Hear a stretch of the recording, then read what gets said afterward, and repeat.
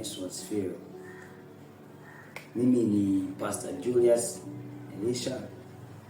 Kwa majira haya nataka tukajifunze somo moja linaitwa madhara ya dhambi. Somo letu la wakati huu linaitwa madhara ya dhambi. Kwanza kabisa tupate kujua dhambi ni kitu gani. Dhambi ni kitu gani? Utambulisho wa dhambi unapatikana katika kitabu cha Yohana wa kwanza sura ya 3 mstari ule wa 4. Waraka wa kwanza wa Yohana sura ya 3 mstari ule wa 4. Nasema kila atendaye dhambi fanya uasi, kwa kuwa dhambi ni uasi. Kila atendaye dhambi afanya uasi. Kila atendaye dhambi afanya uasi, kwa kuwa dhambi ni uasi. Kwa hiyo tunapata kujua kwamba dhambi ni uasi. Uasi juu ya nini? Dhambi ni uasi juu ya sheria ya Mungu. Dhambi ni uasi juu ya maelekezo yanayotokana na neno la Mungu. Kila mtu ambaye anaishi nje ya maelekezo ya Mungu anafanya dhambi. Kila mtu ambaye anafanya jambo lolote ambalo ni kinyume na neno la Mungu, kinyume na maelekezo ya wakati huo ya neno la Mungu, anafanya uasi, anafanya dhambi. Mwanadamu wa kwanza aitwaye Adamu alielekezwa na Mungu ya kwamba asile tunda la ujuzi wa mema na mabaya, lakini alipotokea nyoka akamdanganya Hawa, wakala ile tunda, ilikuwa ni uasi juu ya maelekezo ya Mungu, na ile dhambi iliwafanya wafukuzwe na Mungu kutoka katika bustani ya Edeni kwa sababu tu wameshindwa kutii maelekezo ya Mungu. Kwa hiyo kushindwa kutii maelekezo ya Mungu au kufanya chochote ambacho ni nje na maelekezo ya Mungu ni kufanya dhambi, ni kufanya uasi, na ni kujitoa kutoka kwenye ufalme, ni kujitoa kutoka kwenye bustani ambayo Mungu amekuweka. Siku zote Mungu anatupenda, siku zote Mungu alipotuumba alianza kwa kutuweka kwenye bustani, ametoka kwenye mahali ambapo pana ustawi. Kwanza anza ukizingatia vizuri utagundua Mungu aliumba dunia, akaumba vitu vyote, akaumba miti, akaumba anga, akaumba maji, akaumba vitu vyote, akaweka mazingira ambayo yanafaa, yanapendeza. Baada ya hapo akaweka bustani katika upande ule wa mashariki. Alipoweka bustani, akamuumba mwanadamu, akamweka katika bustani. Kwa katika mahali kote Mungu akamweka mwanadamu katika the favorable place, mahali ambapo pana pazuri, mahali ambapo panafaa, mahali ambapo yani mwanadamu hahitaji kuhangaika, kazi yake ni kutunza ile bustani. Kwa mwanadamu akawekwa kwenye bustani ya Edeni, lakini dhambi ndio ilimtoa kutoka kwenye bustani ya Edeni. Kwa tunaona kwamba dhambi au kushindwa kutii maelekezo ya Mungu kunakutoa kutoka kwenye ule ustawi ambao Mungu alikuwa amekusudia, kunakutoa kwenye mema ambao Mungu alikuwa amekuwekea. Kwa hiyo sasa nataka tuone madhara kadhaa ya dhambi sawa sawa na neno la Mungu. Yafuatayo ni madhara ambayo dhambi inaweza kukusababishia kama mtu wa Mungu. Aidha ulikuwa umeokoka tangu mwanzo, au ulikuwa hujawahi kuokoka, au ulikuwa hujawahi kumpokea Kristo, au uko na dini yako, whatever the case, lakini dhambi madhara yake yanakupata ukiwa popote. Jambo la kwanza, kutenda dhambi kuna kufanya kuwa wa ibilisi. Yaani ukifanya dhambi unakuwa miliki ya shetani, miliki ya ibilisi, pamoja na kuwa mwana wa ibilisi. Kitabu cha Yohana wa kwanza sura 3 mstari wa 8, Mungu anasema atendaye dhambi ni wa ibilisi, kwa kuwa ibilisi hutenda dhambi tangu mwanzo. Atendaye dhambi ni wa ibilisi, kwa kuwa ibilisi hutenda dhambi tangu mwanzo. Kwa hiyo kutenda dhambi kuna kufanya wewe kuwa miliki ya ibilisi. Adamu alipotenda dhambi tangu mwanzo, shetani alikuwa analenga kwamba amnyang'anye ufalme, amnyang'anye mamlaka, ili amfanye kuwa miliki yake. Yaani wewe unakuwa kwenye mikono ya shetani. Kutenda dhambi kuna kutoa kwenye mikono ya Mungu, kuna kufanya kuwa katika mikono ya shetani. Kwa unapoendelea kutenda dhambi, unaendelea kumfanya ibilisi kuwa mmiliki halali wa maisha yako, kuwa mmiliki halali wa biashara yako, kuwa mmiliki halali wa ndoa yako, kuwa mmiliki halali wa uchumi wako. Shetani anakuwa mmiliki wa halali wa mwili wako, wa afya yako. Shetani anakuwa mmiliki wa halali wa kila kitu ambacho ni cha kwako. Kwa hiyo sasa unamruhusu akuone, unamruhusu akutese, unamruhusu akuburuze, unaruhusu mabaya akupate, unaruhusu uharibifu. Kwa sababu gani? Umekuwa mmiliki wa shetani. Lakini jambo lingine ambalo nimesema hapo, unakuwa mwana wa ibilisi. Kutenda dhambi ni kama unakuwa umezaliwa katika familia ya ibilisi. Yaani wewe unakuwa uzao wa shetani, kwa sababu shetani anakuwa baba yako. Kwa nini? Kwa sababu ubaba katika roho ni ule uwezo wa kutoa matokeo, uwezo wa kutenda kile ambacho baba yako anakitenda. Kwa hiyo ukianza kutenda dhambi unakuwa mwana wa ibilisi. Kitabu cha Yohana sura 3:44, ninyi ni baba yenu ibilisi, na tamaa za baba yenu ndizo mzipendazo kuzitenda. Kwa hiyo tutakujua wewe ni mwana wa nani kwa kuangalia unatenda nini. Kama unapenda kutenda dhambi, unazipenda tamaa za duniani, unapenda tamaa ambazo tunaita tamaa za ujana, wewe bila shaka tunajua kwamba wewe umejimilikisha kuwa mwana wa ibilisi. Umekubali uzaliwe katika familia ya ibilisi na baba yako ni ibilisi, kwa sababu umeamua kuzitenda kazi zake. Kwa kazi unazozitenda ndio zinakutambulisha kwa wewe ni mwana wa nani. Tunaona kuna mahali kitabu cha Mathayo sura 4, shetani alimjaribu Yesu akamwambia, ikiwa wewe ni mwana wa Mungu, badili mawe haya yawe mikate. Yesu hakutii lile neno, ijapokuwa alikuwa na uwezo wa kubadili mawe yawe mikate. Lakini ni nani aliyekuamuru kutenda? Yaani unafanya jambo kutokea kwenye sauti ya nani? Ukifanya jambo kutokea kwenye sauti ya Mungu, unakuwa mwana wa Mungu. Ukifanya jambo kutokea kwenye sauti ya shetani nyuma yake, unakuwa mwana wa ibilisi.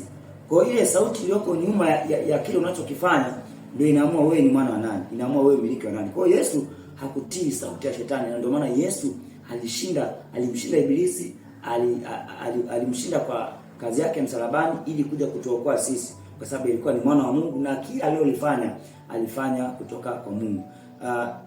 Neno la Mungu linasema kwamba Yesu hakutenda neno lolote isipokuwa alimwangalia Baba analofanya. Sema mimi sitendi neno lolote isipokuwa lile ambalo nimemwona Baba akilitenda. Kwa wewe unayoyafanya bila shaka ndani yako kuna visibility, kuna kitu umekiona ndani yako ndio kinakusukuma kufanya. Kwa kama ndani yako unaona dhambi inakusukuma kuifanya, unaitoa nje kama maneno matukano, maneno ya uongo, unafanya dhambi. Yaani yale unayoyatoa nje ni matunda, ni matokeo ya ujazo ulioko ndani yako. Kama ndani yako umejaa shetani, nje bila shaka utatoa shetani. Yaani utatoa dhambi, utafanya uharibifu, uchafu. Kwa yale unayoyatoa nje yanatuonesha kama wewe ni mwana wa nani, au ndani yako wewe umebeba uzao wa nani. Jambo lingine la pili ambalo ni matokeo ya dhambi, kutenda dhambi kuna kusababishia mauti. Kufanya dhambi kuna kufanya upatwe na umauti. Jambo la mauti ya kwanza ambalo unaipata inapatikana katika kitabu cha Ezekiel sura ya 18 mstari wa 20. Mungu anasema kila roho itendayo dhambi ndio itakayokufa. Roho itendayo dhambi ndiyo itakayokufa. Tunamwona Adamu aliambiwa na Mungu, ukila matunda ya mti wa ujuzi na mema na baya hakika mtakufa. Lakini walipokula yale matunda hawakufa saa ile ile kwa namna ya nje. Walionekana kama wanaendelea kuishi miaka zaidi ya miaka 800, 900. Kwa Adamu aliendelea kuishi miaka hiyo mingi, lakini aliendelea kuishi katika umauti. Aliendelea kuwa mauti inayotembea. Ndugu yangu, kama unatenda dhambi, roho yako inakuwa imekufa. Roho yako inakuwa haina ushirika na Mungu. Roho yako inakuwa inaondolewa kwenye nafasi ya uhai, nafasi ya uzima wa Mungu. Inaondolewa kwenye ile asili ya Mungu ambayo Mungu alikuumba nayo. Inaondolewa kwenye ile peculiarity, na unatoka kwenye ile sura ya Mungu na ule mfano wa Mungu. Huko ndio kufa. Yaani unatoka kwenye ule utukufu wa Mungu, ile nguvu ambayo Mungu alikuwa amekuumba nayo, ile mamlaka ambayo Mungu alikuwa amekupa inaondoka. Kwa nini? Kwa sababu roho itendayo dhambi ndio itakayokufa. Kwa ukifa katika roho yako, kitu kingine kinachokufa, akili ya kiungu inaondoka kwenye maisha yako. Kitabu cha Ayubu sura 32 mstari wa 8, lakini imo roho ndani ya mwanadamu na pumzi za Mwenyezi huwapa akili. Kwa akili ya Mungu inaondoka, akili ya kumcha Mungu inaondoka, akili ya kuona fursa inaondoka, akili ya kufanya vitu vya maana ambavyo vinampendeza Mungu inaondoka, akili ambayo ina make sense inaondoka. Kwa ndio maana unakutana na mtu anafanya vitu vya ajabu. Unakutana na mwanaume mzima kabisa, unakutana analala na vibinti vidogo, anafanya mambo yasiyofaa, anakula rushwa. Yaani unakuta mtu anafanya mambo ambayo hata mtu mwingine wa mtoto mdogo hawezi kuyafanya. Kwa nini? Kwa sababu ile dhambi inaenda ina corrupt, inaharibu mfumo wa kufikiri, mfumo wa akili. Lakini Ayubu 33:4, roho ya Mungu imeniumba na pumzi za Mwenyezi unipa uhai. Kwa uhai wa Mungu unaondoka kwa maisha yako. Uhai wa Mungu unapoondoka kwa maisha yako, au uhai wa roho yako unapoondoka, roho yako inapokuwa imekufa, ilisababisha mauti ya nafsi. Inaposababisha mauti ya nafsi, inamfanya mtu anakuwa na hofu ya mauti. Na mtu anakuwa anaishi kwenye hofu, anakuwa anaishi kwenye mashaka. Ikifika usiku, anakuwa na wasiwasi. Usiku anaota anakimbizwa, anaota mavitu ya ajabu. Nafsi yake inakuwa inaweza kubebwa na wachawi. Anaanza kuota anaota anabebwa na watu wasiowajua, anaota anakula vitu visivyofaa. Anaanza kuota mandoto ya ajabu. Yaani maisha yake yanakuwa kwenye wasiwasi. Anakosa ile amani itokao kwa Mungu. Kwa maisha yake yanakuwa yani hakuna amani kabisa. Lakini jambo lingine, mauti ya kimwili pia inaweza kumpata mtu huyu. Manake huyu mtu anaweza akapata na mabaya, anaweza kupata ajali, anaweza akaumwa, akaugua, akafa ghafla. Unakuta mtu anakufa akiwa kijana, akiwa mtoto. Mauti inaweza kumpata, mauti ya kimwili kabisa. Kwa nini? Kwa sababu uhai wa Mungu, ulinzi wa Mungu umeondoka, uzima wa Mungu umeondoka, afya ya kiungu inaondoka. Kwa hiyo kutenda dhambi kunafungulia mlango wa mauti ya kazi, kunafungulia mlango wa mauti ya biashara yako, kunafungulia mlango wa mauti ya ndoa, kunafungulia mlango wa mauti ya mahusiano, kunafungulia mlango wa mauti ya uongozi, kunafungulia mlango wa mauti ya taasisi. Afya yako inakuwa afya mgogoro, bora wa kiungu unaondoka, integrity, uaminifu wa Mungu unaondoka, unapotea. Kunatokea mambo kama vile kusalitiana, kuumizana, kuachana, mambo ambayo yanasababisha mafarakano ya kifamilia, mambo kama watoto yatima na watoto wa mitaani wanaanza kutokea. Kwa sababu gani? Kwa sababu ile dhambi inapoingia inaharibu mfumo mzuri wa maisha ambao uliletwa na Mungu. Inaintroduce vitu visivyofaa, inaleta mambo ambayo yanakuja kuharibu mfumo wa kawaida wa maisha ya binadamu. Kwa Mungu, kwa mfano kwenye eneo la ndoa, Mungu alikuwa amekusudia kwamba tendo la ndoa liwe ni takatifu, liwaburudishe kati ya mume na mke wakiwa kwenye ndoa, na liwe sababu ya kutransfer baraka, liwe sababu ya kuleta umoja kwenye ndoa. Lakini shetani amewafanya vijana wengi au hata wengine watu wazima kabisa wapende kufanya tendo la ndoa nje ya ndoa ili kuweza kuharibu, kwa sababu hicho ni kitu kitakatifu kwa Bwana, na kitu ambacho ukikifanya katika mazingira sahihi unapata baraka za Mungu nyingi sana. Lakini ukifanya nje ya mahali pake unasababisha uharibifu mkubwa sana, kwa sababu Paulo anasema kwamba roho yani wewe nafsi yako ukiungwa, yani ukifanya zinaa pamoja na masharati, nafsi yako inaungwa naye, yani wewe unakuwa roho moja na yeye. Kwa hiyo inakusababishia matatizo makubwa ya kurithi uharibifu, ya kurithi mambo mabaya, ya kurithi laana, ya kurithi matatizo kutoka kwa mtu mwingine. Kwa hiyo shetani kazi yake huwa ni kuja kuharibu kile kizuri ambacho Mungu alikuwa amekitengeneza. Kwa hiyo ndugu yangu, hakikisha haujihusishi na dhambi za namna hiyo. Jambo lingine nataka nikuoneshe, jambo lingine la tatu ambalo nimeandika hapa, ambalo dhambi inasababisha ni dhambi inaondoa utukufu wa Mungu. Kitabu cha Warumi sura ya 3 mstari 23. Wote wamefanya dhambi na kupungukiwa na utukufu wa Mungu. Wote wamefanya dhambi na kupungukiwa na utukufu wa Mungu. Utukufu wa Mungu unapoondoka kwenye maisha yako, inawezekana ulikuwa umeokoka, ulikuwa hata unahudumu kabisa, ulikuwa unafanya huduma, ulikuwa unaimba, ulikuwa unahubiri neno la Mungu, lakini ukianza kufanya dhambi, ule utukufu wa Mungu ambao ulikuwa unakusaidia wewe kufanya ministry, ulikuwa unakusaidia wewe kuhudumu watu wengine, ulikuwa unakusaidia wewe kuzifanya kazi za Mungu, kufanya ishara, maajabu, miujiza, ule utukufu wa Mungu unaondoka, unaanza kubaki mwenyewe peke yako. Unapoanza kubaki mwenyewe peke yako, unasababisha shetani aipige kazi yako, asipige kazi yako, akupige kwa magonjwa, akupige kwa uharibifu. Kwa hiyo dhambi inaondoa utukufu wa Mungu kwenye maisha yako. Jambo lingine, dhambi inakuondoa kwenye kusudi jema la Mungu. Dhambi inakuondoa kwenye kusudi jema la Mungu. Tuliona hapo mwanzoni, Mungu alimweka Adamu pamoja na mke wake Hawa kwenye bustani ya Edeni. Mungu alipotumba ametuweka mahali ambapo tunastawi kirahisi, tunafanikiwa kirahisi, lakini unapoanza kufanya dhambi, unaruhusu magumu ya kupate, unaruhusu mambo ambayo yanakusababisha ufanikiwe kwa kuhangaika, uhangaike kwa maisha yako, uanze kuona mambo ni magumu, mambo hayaendi. Kwa hiyo dhambi inakuondoa kwenye kusudi jema la Mungu na kuleta magumu kwenye maisha yako. Jambo lingine ambalo dhambi inafanya ni dhambi inakupeleka kwenye jehanamu ya moto. Kitabu cha Mathayo sura 7:23, ndipo nitawaambia dhahiri, sikuwajua ninyi kamwe, ondokeni kwangu ninyi mtendao maovu. Kwa dhambi inakufanya ukataliwa na Mungu na kukupeleka kwenye jehanamu ya moto. Ni hatari sana kuendelea kutenda dhambi. Ni hatari sana unajua madhara ya dhambi lakini unaendelea. Ni hatari sana unaendelea na hiyo dhambi unasema huu ni udhaifu wangu. Kwa sababu gani? Ukiondoka duniani, madhara yake unaingia kwenye jehanamu ya moto. Mahali ambapo jehanamu aliandaliwa shetani. Kitabu cha Mathayo 25:41, kisha atawaambia na wale walioko mkono wake wa kushoto, ondokeni kwangu mlio laaniwa, mwende katika moto wa milele aliowekewa tayari Ibilisi na malaika zake. Moto wa milele aliwekewa tayari nani? Ibilisi pamoja na malaika zake. Hakuna binadamu aliandaliwa kwa ajili ya moto wa milele.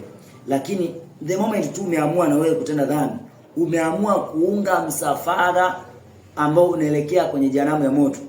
Na hii ni hatari sana. Kwa mimi nakushauri uamue kuahirisha safari yako ya kwenda jehanamu ya moto, ugeuke ili upate wokovu, uanze safari ya kuingia kwenye uzima milele. Sasa nataka tuangalie jambo lingine, dawa ya dhambi. Dawa ya dhambi ni nini? Dawa ya dhambi ni kuzaliwa upya. Dawa ya dhambi ni kumpokea Bwana Yesu. Dawa ya dhambi ni kuzaliwa upya kwa njia ya kumpokea Kristo ili uwe na ushindi dhidi ya dhambi. Kitabu cha Petro wa kwanza sura ya 1 mstari 23, sema kwa kuwa mmezaliwa mzaliwa mara ya pili, si kwa mbegu iharibikayo, bali kwa ile isiyoharibika, neno la Mungu lenye uzima lidumulo hata milele. Unapoamua kumpokea Yesu, unazaliwa kwa mbegu isiyoharibika. Unapoliruhusu neno la Mungu liingie ndani yako, linarudisha uhai wa Mungu ndani yako, linakurudisha kuzaliwa upya tena kwa mbegu isiyoharibika. Mbegu nasema ambayo neno la Mungu linalodumu hata milele, lenye uzima. Kwa hiyo neno la Mungu limebeba uzima, neno la Mungu limebeba uhai, neno la Mungu linadumu hata milele.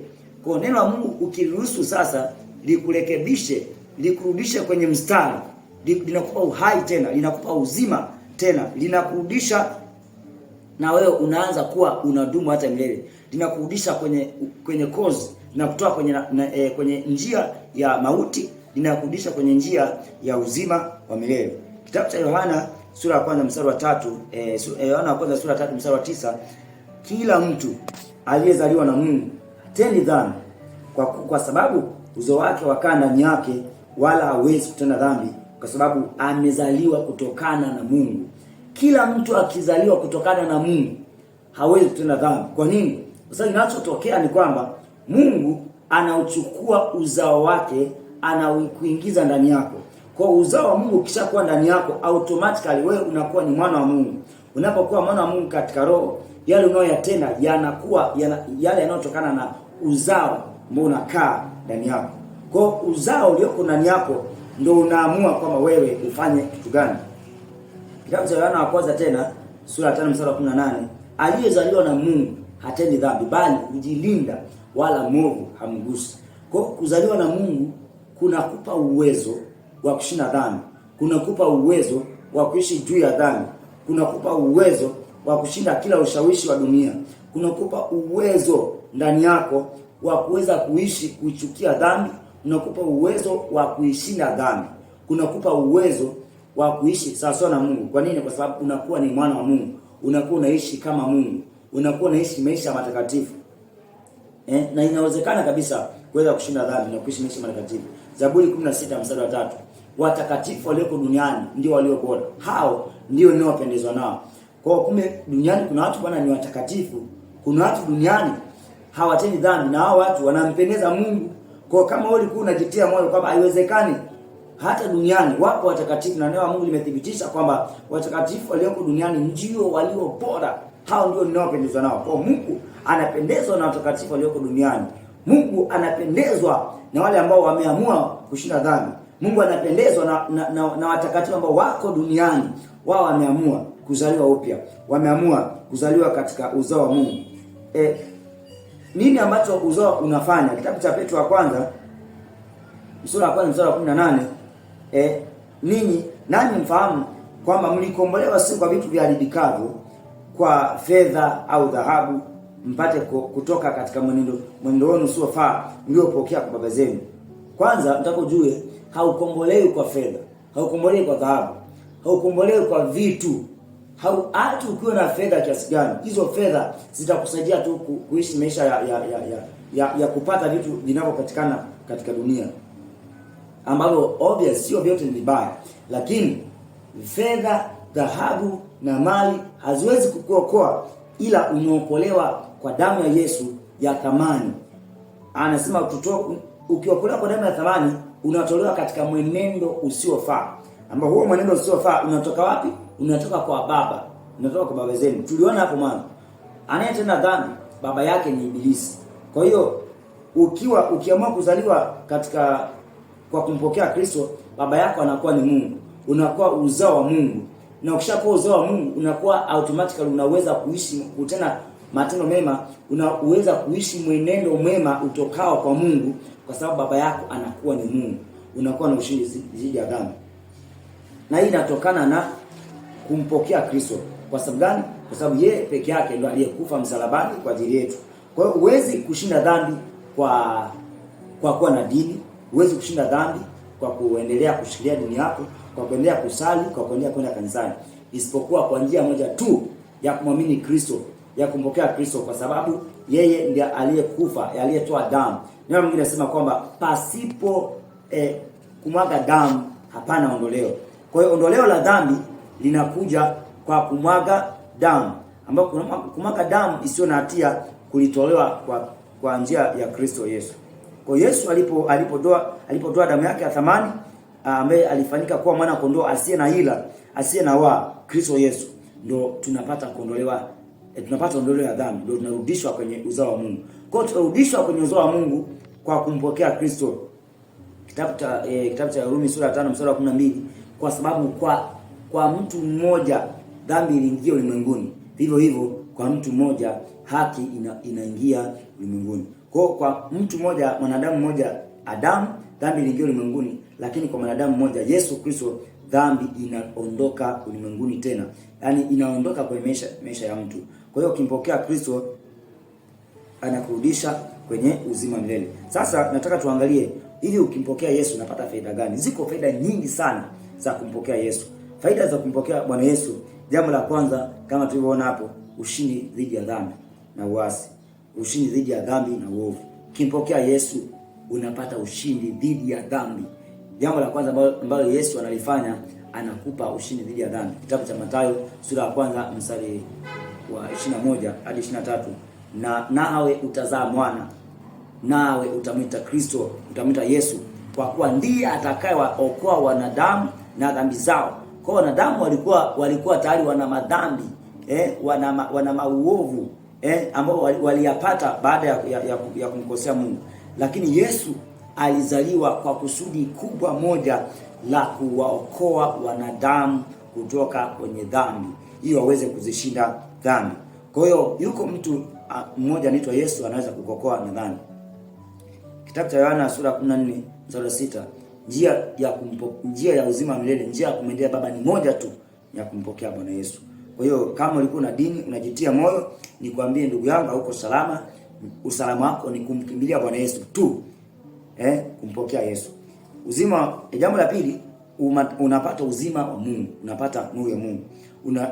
Kumpokea Yesu kuna kurejesha kwenye bustani ya Edeni. Kumpokea Yesu kuna kuleta kwenye akili bora, kuna kurejesha kwenye kusudi la Mungu, kuna kurejesha kwenye kufanikiwa kirahisi, kuna kurejesha kwenye ushindi dhidi ya chuma ulete. Kumpokea Bwana Yesu kuna kurejesha tena kwenye mema ambayo Mungu alikuwa ameyakusudia. Kitabu cha Yohana, jambo lingine, neno la Mungu, kumpokea Bwana Yesu kuna kurejesha kwenye uhuru mbali na matatizo. Yohana sura 8 mstari wa 12. Basi Yesu akawaambia tena akasema, mimi ndimi nuru ya ulimwengu, yeye anifuataye hata kwenda gizani kamwe, bali atakuwa na nuru ya uzima. Mimi ndimi nuru ya ulimwengu, yeye anifuataye hata kwenda gizani kamwe, bali atakuwa na nuru ya uzima.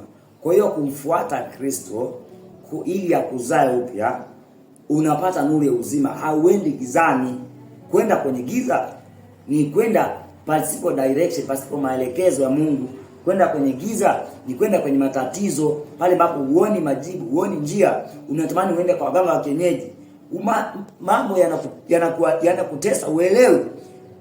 Ache mgogoro, matatizo ya familia, mnapigana, mume na mke mnapigana, mwelewani, watoto matabia ya ajabu, hamjui ametoka wapi. Hilo lote ni giza. Giza la kiuchumi, giza la kifamilia, giza la ndoa, giza la uchumi, giza la kazi, uelewe. Lakini Yesu anakwambia ukimfuata hautakwenda gizani kama, bali utakuwa na nuru ya uzima. Kwa nini sasa usiamue kumpokea Yesu? Na kualika sasa mpokee Bwana Yesu. Jambo lingine ambalo ukimpokea Yesu ambalo tuone kwanza kitabu cha Wakorintho wa pili 3:17. Basi Bwana ndiye Roho, walakini alipo Roho wa Bwana ndipo penye uhuru. Alipo Roho wa Bwana ndipo penye uhuru. Sasa Roho wa Bwana unampataje? Roho wa Bwana unampata kwa kumpokea Yesu. Hakuna mtu anaweza kumpokea Roho wa Mungu na kipawa cha Mungu pasipo kumpokea Kristo. Kwa hiyo ukimpokea Bwana Yesu unapata kipawa cha Mungu, unapata Roho ya Mungu inakuja ndani yako, inakuhuisha, inakupa uhuru. Maisha murua, maisha safi kabisa. Kwa hiyo kuishi ndani ya Yesu unapata Roho ya Mungu. Jambo lingine ambalo alipata kwa kumpokea Yesu, unaanza kutembea kwenye msaada wa Mungu. Unaanza kutembea kwenye msaada utokao kwa Mungu. Matendo 26:22. Kwa kuwa nimeupata msaada utokao kwa Bwana. Nimeupata msaada utokao kwa Mungu. Huwezi kupata msaada wa Mungu kama hujampokea Yesu. Ukimpokea Kristo, unaruhusu ufalme wa Mungu uje kwenye maisha yako. Unaruhusu msaada uje kwenye maisha yako. Unaruhusu majeshi ya mbinguni yao upande wako. Unaruhusu malaika wa Bwana wao kwenye maisha yako. Unaruhusu malaika wa Mungu waanze kukusaidia. Kwanza atakusaidia kukuosha, kukusafisha moyo wako, maisha yako yawe safi, lakini baada ya kuyasaidia maisha yako yaelekee kwenye uelekeo unaofaa. Kuyasaidia maisha yako yasihangaike, kuyasaidia maisha yako yaone mema. Inasema kwamba wale waovu hawataona mema yatakapowajia, lakini wale ambao wamempokea Kristo wanapewa macho ya uzima, wanapewa nuru ambayo itawaongoza kwa maisha yao. Jambo lingine, unahamishwa kutoka kwenye giza, kwenye nguvu za giza na kuingizwa kwenye ufalme wa mwana wa pendo la Mungu. Wakolosai 1:13. Naye alituokoa, akatuhamisha kutoka kwenye nguvu za giza, akatuhamisha kutoka kwenye mateso ya wachawi, akatuhamisha kutoka kwenye kurogwa, akatuhamisha kwenye kuhangaika na kupiga ramli, anatuhamisha kutoka kwenye hofu ya mauti, anatuhamisha kutoka kwenye hofu ya kurogwa, anatuhamisha kutoka kwenye hofu ya wasoma nyota, anatuhamisha kutoka kwenye hofu ya Freemason, anatuhamisha kutoka kwenye hofu ya wengine ambao wanaenda kwa waganga labda kwenda kutulogea. Hapana, tunatolewa kwenye hizo nguvu, tunaingizwa kwenye mfalme wa mwana wa pendo la Mungu, ambapo kila usultani unatii, kwa sababu Mungu anasema kwamba kila nafsi itapiga magoti mbele za Bwana Yesu. Kwa ukimpokea Yesu unakuwa juu ya kila ufalme, unaketishwa mahali pa juu sana, kwenye juu ya kila usultani, juu ya kila mamlaka, juu ya kila falme, unaketishwa kwenye kiti cha Bwana Yesu, upande mkono wa kuume wa Mungu, mkono wa mamlaka. Unaona, unakuwa na mamlaka dhidi ya wachawi, dhidi ya nguvu zote za giza. Jambo lingine, anakubwa kuliko lote. kuliko yote, uzima wa milele. Uzima wa milele unapatikana kwa kumpokea Yesu tu. Uzima wa milele unapatikana kwa kuokoka tu, kwa kuamua kumpokea Yesu na kuishi maisha matakatifu. Ukiamua kumpokea Yesu ndio unapata uzima wa milele. Kitabu cha Matendo sura 4:12. Wala hakuna wokovu katika mwingine awaye yote, kwa maana hapana jina jingine chini ya mbingu waliopewa wanadamu litupasalo sisi kuokolewa isipokuwa jina la Yesu. Kwa hiyo kwa kumpokea Yesu unapata uzima wa milele, unapata jina ambalo kwa hilo unaokolewa na mauti, unaokolewa na jehanamu ya moto ujao. Kwa hiyo huna budi ndugu yangu, kama unapenda maisha yako, kuamua kumpokea Yesu, kumpa Yesu maisha yako. Huna budi ndugu yangu kuchukua hatua wakati huu na saa hii kumpokea Yesu, ili maisha yako yageuzwe, ili dhambi zako zifutwe, ili nyakati za kurudishwa zije kwa maisha yako, ili nyakati za kurudishwa ziamuliwe kwa maisha yako. Katika maisha haya Mungu ameamuru nyakati za majira mbalimbali kwenye maisha, lakini wale ambao wamempokea Yesu, Matendo 3:19, wao nyakati za kurudishwa ni kila siku. Yaani yaje mabaya, yaje mema, sio anasema siku ni nyakati ngumu, kila nyakati, lakini wale waliompokea Yesu wao hudumu kwenye nyakati za kurudishwa kila siku. Kwa hiyo na wewe kama unapenda kuishi kwenye nyakati za kurudishwa, nataka usali sala hii, nitakuongoza. Piga magoti ulipo hapo, au unaweza kufumba macho ukafuatisha sala hii, nami nitakuongoza na utakuwa umempokea Yesu, na nitakupatia namba, utamtafuta ili ya kwamba uendelee kukulia wokovu, uendelee kupata maziwa ya wokovu, ili maisha yako yafaa, ili uweze kushinda dhambi, ili uweze kuishi maisha ya haki na utaua. Sasa kama tayari umeshajiandaa, fuatisha sala hii ili uweze kumpokea Yesu, ili upate njia ya uzima milele. Sema: Bwana Yesu, nakuja mbele zako. Mimi ni mwenye dhambi, nimeyatambua makosa yangu, nimetambua dhambi yangu, na nimeamua kuziacha. Nimeamua kuungama leo na kuiacha. Bwana Yesu, naomba nipokee. Futa jina langu kwenye kitabu cha hukumu cha Shetani. Andika jina langu kwenye kitabu chako cha uzima cha mwana kondoo. Ninakubali kwamba Yesu ulikuja duniani, ukafa, na siku ya tatu ukafufuka kwa ajili ya dhambi zangu. Ninakupokea Bwana, uwe Bwana na Mwokozi wa maisha yangu. Ninakubali hivi leo uniongoze, unijaze Roho Mtakatifu tangu sasa na hata milele.